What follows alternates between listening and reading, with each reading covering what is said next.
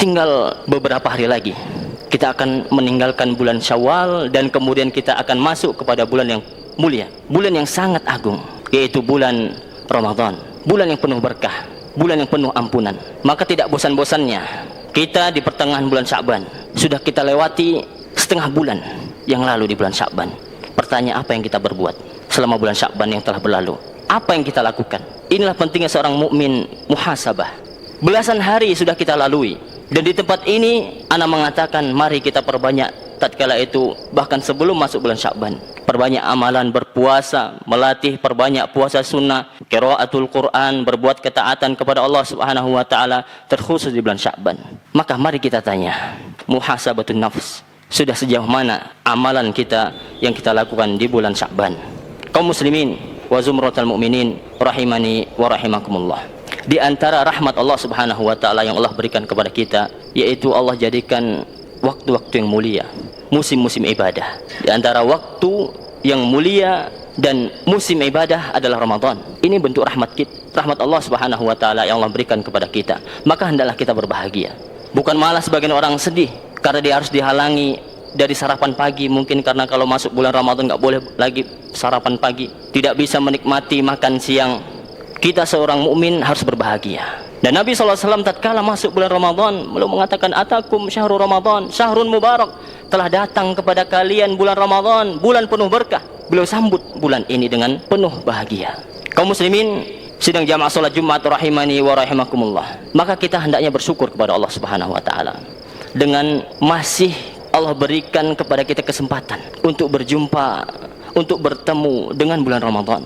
Bersyukur kita. Syukur dalam artian memanfaatkan waktu tersebut dengan sebaik-baik mungkin, memperbanyak amalan di dalamnya. Dan harapannya adalah Ramadan tahun ini saya bertekad pasang target.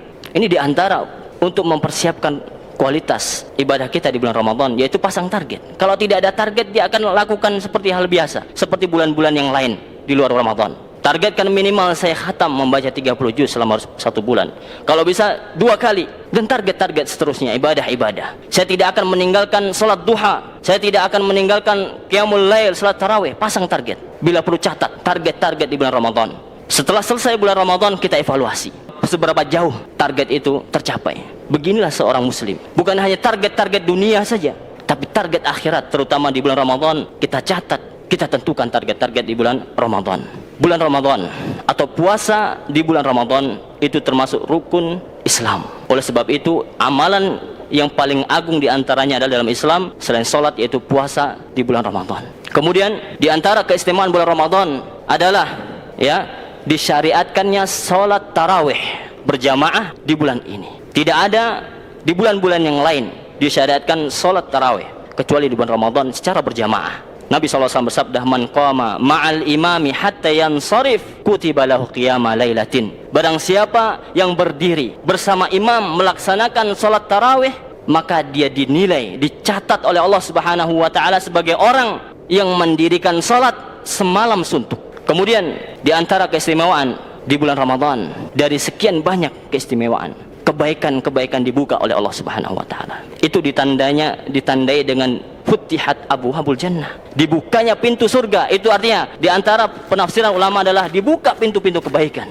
Tatkala seseorang lapar, menahan puasa di siang hari dalam kondisi perut lapar dan keroncongan, maka dia tidak akan bisa banyak berbuat kecuali beribadah, mengingat Allah Subhanahu wa taala. Di bulan ini Allah buka pintu-pintu kebaikan, pintu puasa. Jelas kita berpuasa di siang harinya. Qiyamul lail, kondisi menuntut kita sholat, karena kaum muslimin berbondong-bondong menuju rumah Allah Subhanahu wa ta'ala, bersedekah dan yang lainnya. Tapi kalau kita malah mempertahankan hawa nafsu, fala yalumanna illa nafsa.